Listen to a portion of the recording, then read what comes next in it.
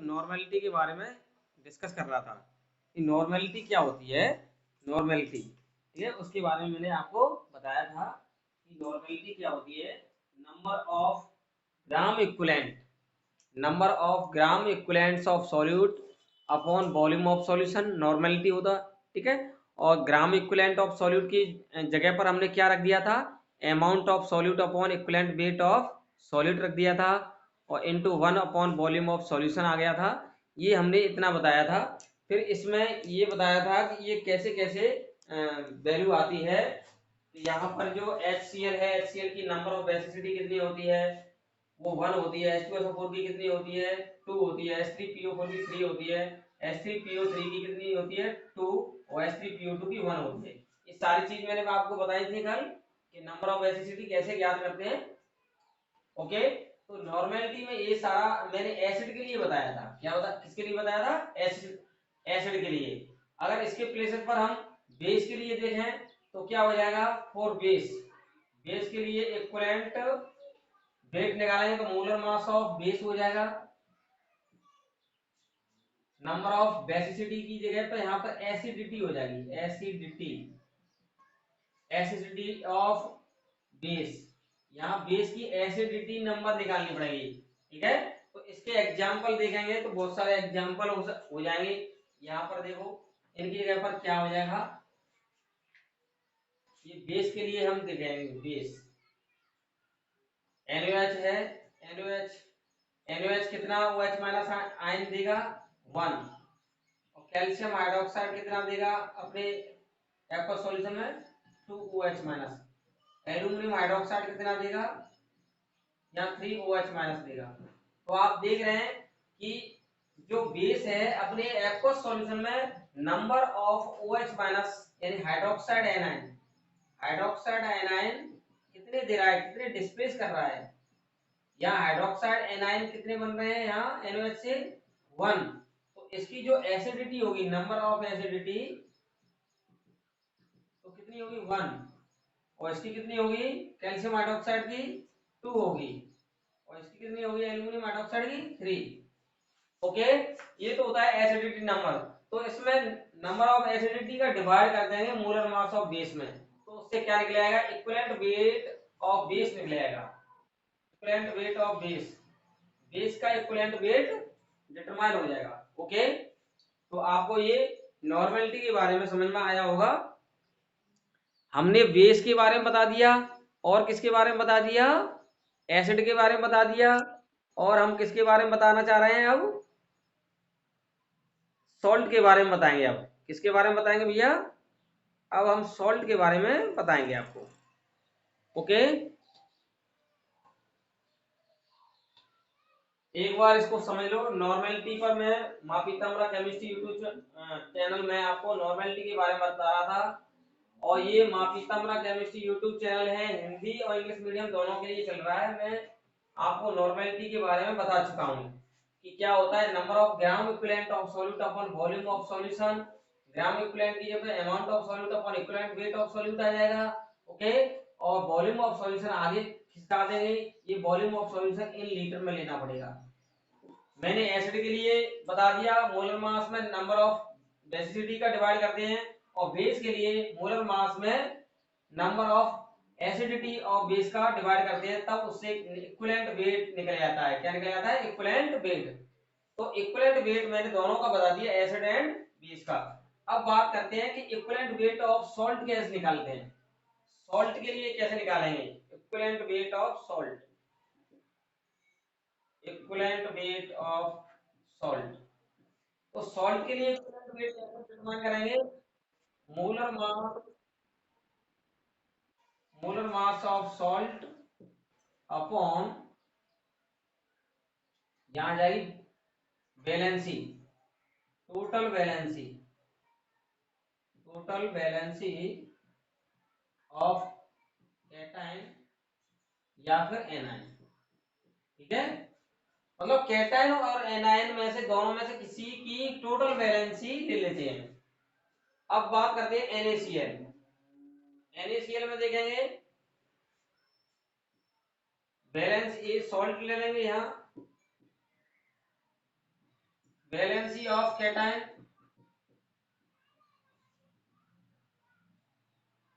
Valency of anion.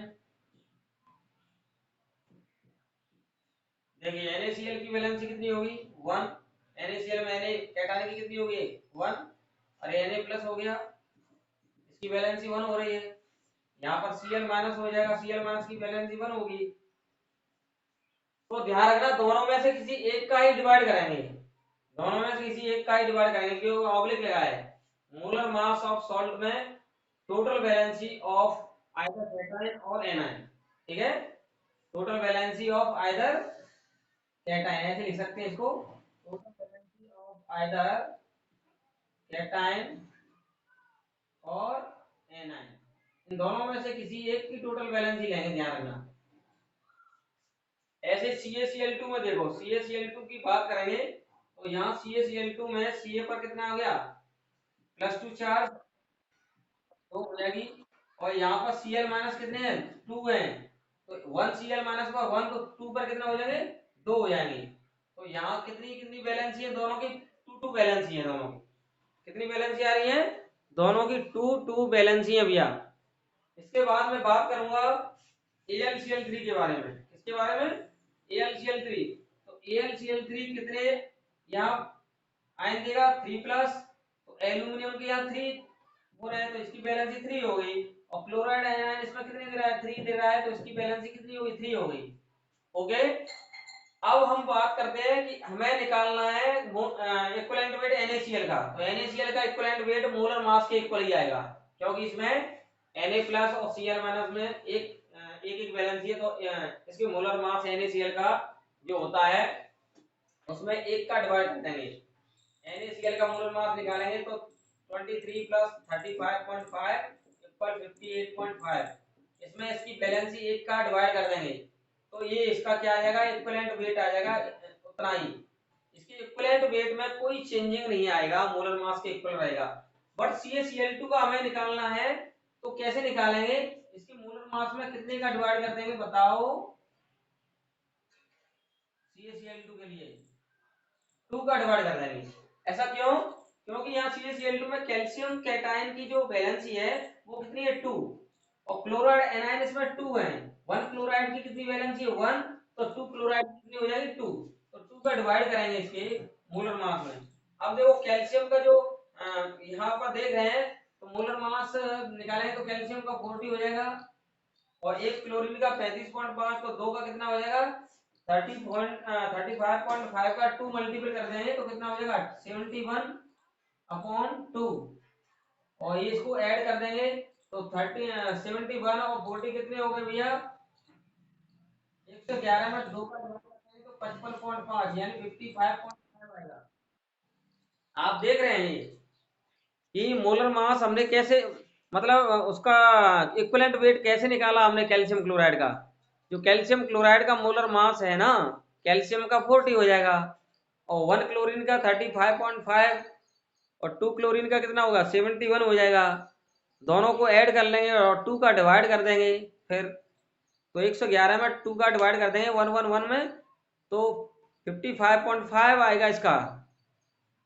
Okay, unit क्या होती है इसकी, ग्राम इक्विवेलेंट की यूनिट क्या होती है भैया, ग्राम इक्विवेलेंट की यूनिट क्या होती है इसकी, यूनिट ग्राम पर इक्विवेलेंट, ग्राम पर इक्विवेलेंट, ठीक है। इक्विवेलेंट वेट की यूनिट ग्राम पर इक्विवेलेंट होता है, क्या होता है ग्राम पर इक्विवेलेंट। और उसकी क्या होती थी मोलर मास, जो हमने निकाला था मोल निकाला था, उसकी क्या होती थी मोलर मास की, बताओ अनुज भैया, मोलर मास की यूनिट क्या बताई थी हमने, ग्राम पर मोल, मोलर मास की ग्राम पर मोल, मोलर मास की क्या होती है,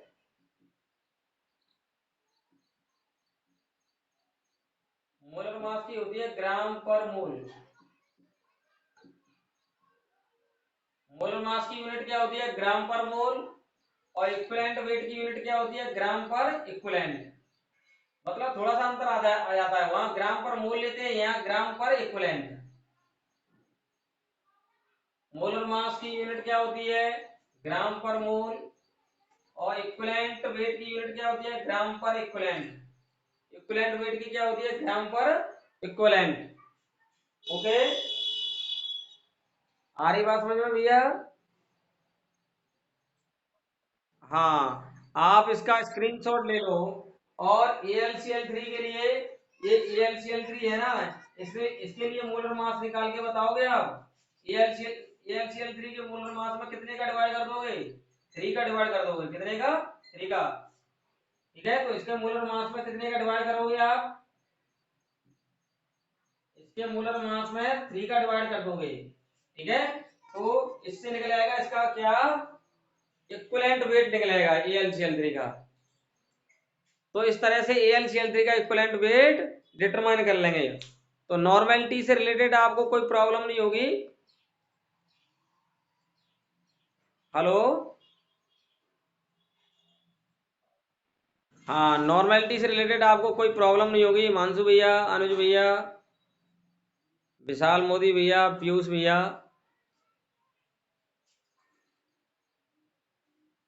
इसका स्क्रीनशॉट ले लो नॉर्मेलिटी का। अब हम न्यूमेरिकल कराते हैं इसके, नॉर्मेलिटी के स्क्रीनशॉट ले लो। ले लिया?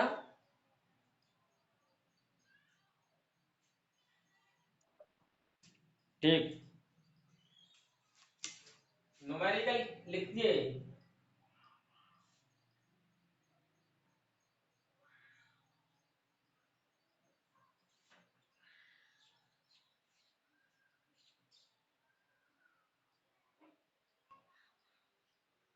49 98 ग्राम H2SO4 dissolve in 1 liter aqueous solution, thus determine normality। ठीक है,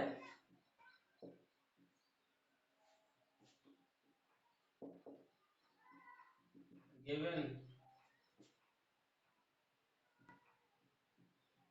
अमाउंट का मतलब मास, मास ऑफ सॉल्यूट क्या कितना है, 98 ग्राम। ठीक है, molar mass of solute H2SO4 का मोलर मास कितना है, हाइड्रोजन के इसमें 2 है, H2SO4 में हाइड्रोजन के 2 है तो 2 हो जाएगा। 1 सल्फर का कितना होता है, 32। 1 ऑक्सीजन का कितना होता है, 16, तो 4 का कितना होगा, 64। सबको ऐड करेंगे तो 98 ग्राम पर मोल, ये तो मोलर मास हो जाएगा। लेकिन हमें मतलब है इक्विवेलेंट वेट से, equivalent weight of solute H2SO4, equivalent weight कैसे निकालेंगे, इसके मोलर मास में नंबर ऑफ बेसिसिटी का डिवाइड कर देंगे। मोलर मास इसका 98 हो गया। बताओ H2SO4 की बेसिसिटी कितनी है, 2, क्योंकि H2SO4 में कितने डिस्प्लेस्ड हो जाएंगे प्रोटॉन, एक्वा सॉल्यूशन में 2 हो जाएंगे, तो 2 का डिवाइड कर देंगे तो 49 ग्राम पर इक्विवेलेंट ये आ जाएगा। ठीक है, वॉल्यूम ऑफ सॉल्यूशन कितना तरह का है, वॉल्यूम ऑफ सॉल्यूशन वो तरह का 1 लीटर। ओके, ये वैल्यू इसमें दे रखी है। ओके भैया, इतना आपको समझ में आ गया? इसका स्क्रीनशॉट ले लो आप फटाफट, फिर इससे दीज वैल्यूज को पुट कर देंगे इक्वेशन नॉर्मेलिटी वाले इक्वेशन में,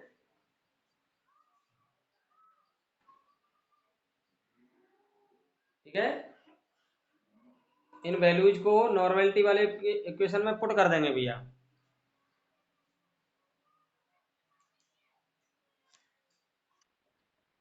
ठीक है,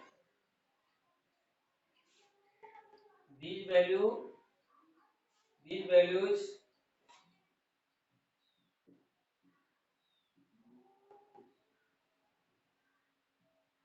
are put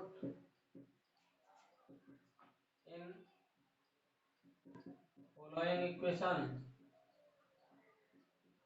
How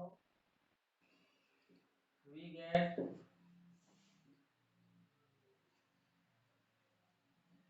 normality equal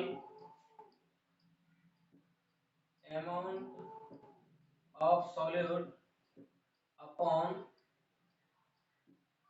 equivalent weight of solute into 1 upon volume of solution in liter। Okay, इस फॉर्मूला में पुट कर देंगे। अमाउंट ऑफ सॉल्यूट का मतलब है मास, इसका कितना दे रखा है 98 ग्राम। कितना दे रखा है इसका मास 98 ग्राम दे रखा है। कितना दे रखा है 98 ग्राम। इक्विवेलेंट वेट कितना हो गया इसका 49 ग्राम पर इक्विवेलेंट, ठीक है, इंटू 1/1 लीटर। ग्राम से ग्राम कट जाएगा, ये 49 से 2 टाइम्स जाएगा, ये इक्विवेलेंट ऊपर आ जाएगा। ठीक है, तो इसका कितना आ जाएगा 2 इक्विवेलेंट पर लीटर। इक्विवेलेंट को हम ग्राम इक्विवेलेंट भी कह सकते हैं। ठीक है, और 2 इक्विवेलेंट पर लीटर को हम क्या कह सकते हैं 2.0 कैपिटल एन। इसका आंसर आ जाएगा। ओके, आपको समझ में आ रहा है। नॉर्मेलिटी का इसमें कितना आंसर आ गया 2 आ जाएगा। ओके, तो ध्यान रखें नॉर्मेलिटी का जो यूनिट मैंने बताया था इक्विवेलेंट पर लीटर। इक्विवेलेंट को हम ग्राम इक्विवेलेंट भी कह सकते हैं। क्या कह सकते हैं ग्राम इक्विवेलेंट। ग्राम इक्विवेलेंट पर लीटर ये नॉर्मेलिटी का यूनिट होता है। ओके, सेकंड क्वेश्चन में आपके लिए करता हूं, मैं इसको साफ कर दूं। स्क्रीनशॉट तो नहीं लेना चाहोगे? वैसे आपको समझ में आ गया होगा। सेकंड क्वेश्चन में आपको दे रहा हूं, ये बहुत ही इंपॉर्टेंट है। ठीक है,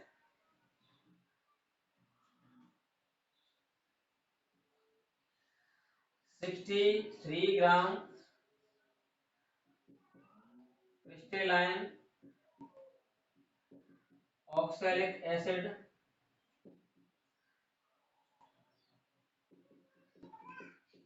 dissolve in 250 ml aqueous solution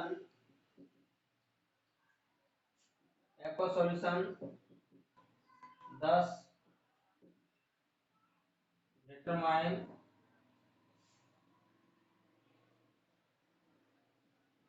normality and molarity। ठीक है, दोनों इसकी डिटरमाइन करनी है। ये बहुत ही इंपॉर्टेंट क्वेश्चन है भैया। ठीक है, एक तरफ हम मोलरिटी डिटरमाइन करेंगे, दूसरी तरफ नॉर्मेलिटी। एक तरफ तो हम क्या डिटरमाइन करेंगे मोलरिटी और दूसरी तरफ नॉर्मेलिटी। पहले तो ये देख लेते हैं गिवन वैल्यू क्या क्या रखी है। अमाउंट ऑफ सॉल्यूट क्या दे रखा है यहाँ 63 ग्राम। ठीक है, हाँ, और यहाँ पर देखेंगे molar mass of crystalline oxalic acid. Crystalline oxalic acid का फॉर्मूला ये होता है COOH single bond COOH dot 2H2O। Okay, आप इसमें देखो कि कार्बन इसमें कितने हो गए दो हो गए। हाइड्रोजन कितनी होगी, 4 और 2 कितनी होगी, 6। ऑक्सीजन कितनी होगी, 2 और 2 4 और 2 6। ऑक्सीजन यहाँ भी 6 हो गई। ठीक है, तो इसका मोलर मास आपको निकालना है। तो कार्बन का एक का कितना हो जाएगा, 12, दो का कितना होगा, 24, और वन हाइड्रोजन का 6, एक ऑक्सीजन का कितना होता है, वन ऑक्सीजन का 16। तो ये 96, 126 ग्राम, ये ग्राम पर मोल आ जाएगा। Okay, equivalent weight of solute. ये सॉल्यूट क्रिस्टलाइन ऑक्सैलिक एसिड है। इसमें डिस्प्लेस्ड प्रोटॉन कितने होंगे, दो होंगे। ये वाले H प्लस है ना, ये H प्लस इसमें से डिस्प्लेस हो जाएंगे। ठीक है, H प्लस इसमें से डिस्प्लेस हो जाएंगे। तो डिस्प्लेस प्रोटॉनों की संख्या यहाँ कितनी है, 2 है। तो 126 में 2 का डिवाइड कर देंगे तो कितना आ जाएगा, 63 ग्राम पर इक्विवेलेंट। ओके, आपको समझ में आ रहा है। ये आ जाएगा इसका क्या, इक्विवेलेंट वेट आ जाएगा। इक्विवेलेंट वेट कितना आ जाएगा, 63 ग्राम पर इक्विवेलेंट। ठीक है, ओके भैया।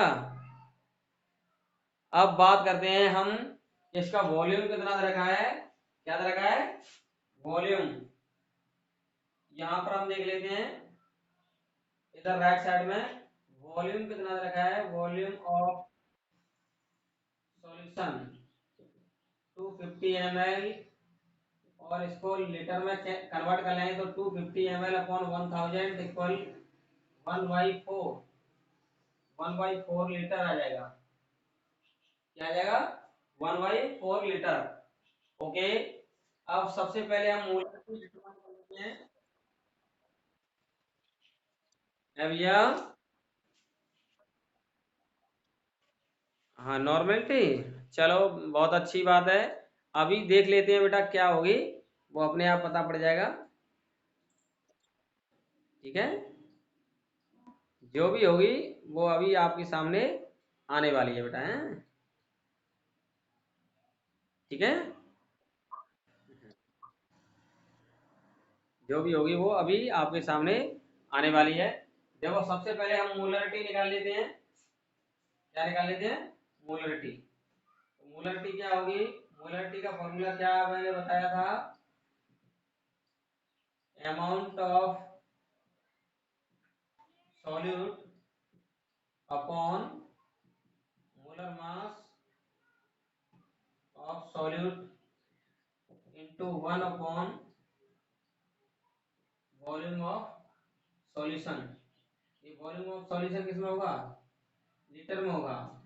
ठीक है, यहाँ पर अमाउंट ऑफ सॉल्यूट कितनी दे रखी है, 63 ग्राम। मोलर मास कितना है, 126 ग्राम पर मोल। मोलर मास लेना है हमें मोलरिटी में। और यहाँ पर वॉल्यूम कितना दे रखा है, 1/1/4 लीटर। ओके, ग्राम से ग्राम कट जाएगा, इससे ये 2 टाइम्स डिवाइड हो जाएगा, 4 ऊपर चला जाएगा, 4/2 मोल पर लीटर। ठीक है, तो ये आ जाएगा 2 मोल पर लीटर। और 2 मोल पर लीटर को हम 2.0 कैपिटल एम लिख सकते हैं। ये तो आ जाएगी मोलरिटी। ओके भैया, तो मोलरिटी तो ये आ गई। You are clear. अब हम बात करते हैं नॉर्मेलिटी की। ओके, तो नॉर्मेलिटी के लिए हमें क्या करना पड़ेगा कि फॉर्मूला में चेंजिंग करनी पड़ेगी। क्या करनी पड़ेगी, फॉर्मूला में चेंजिंग करनी पड़ेगी। और यहाँ पर मैं इसको साफ करता हूं, आप इसका स्क्रीनशॉट ले लो। स्क्रीनशॉट ले लिया आपने, ठीक है। यहाँ अब मैं बताता हूँ इधर नॉर्मेलिटी के बारे में। और नॉर्मेलिटी का आपको फॉर्मूला आता ही है, normality equal amount of molar mass 63 हो जाएगा इक्विवेलेंट वेट इसका 63 ग्राम पर इक्विवेलेंट हो जाएगा into 1 upon volume of solution कितना हो जाएगा 1/4 लीटर। ओके, ग्राम से ग्राम कट जाएगा, 63 से 1 टाइम्स जाएगा, इक्विवेलेंट ऊपर जाएगा और ये 4 ऊपर जाएगा, तो 4.0 इक्विवेलेंट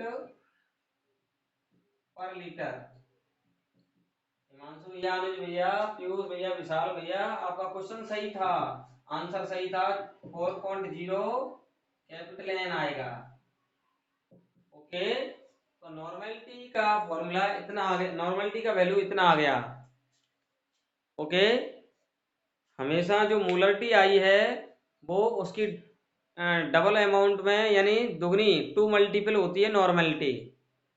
ओके, आपको ये नॉर्मेलिटी से रिलेटेड क्वेश्चन जितने भी हों आज आप सॉल्व कर लेना, ठीक है। और आज इतना ही पढ़ाएंगे और इनको ढंग से आप सॉल्व कर लेंगे। कल हम आपको फॉर्मेलिटी के बारे में बताएंगे और इतना जो मैंने पढ़ाया इसमें कोई प्रॉब्लम हो, क्वेरीज हो तो आप मुझसे शेयर करेंगे, ठीक है। माँ पीताम्बरा केमिस्ट्री यूट्यूब चैनल में आपका हार्दिक स्वागत है। इस वीडियो को like, comment, share and subscribe करें। ओके बाय, मैं क्लास ऑफ करूं भैया। Okay bye.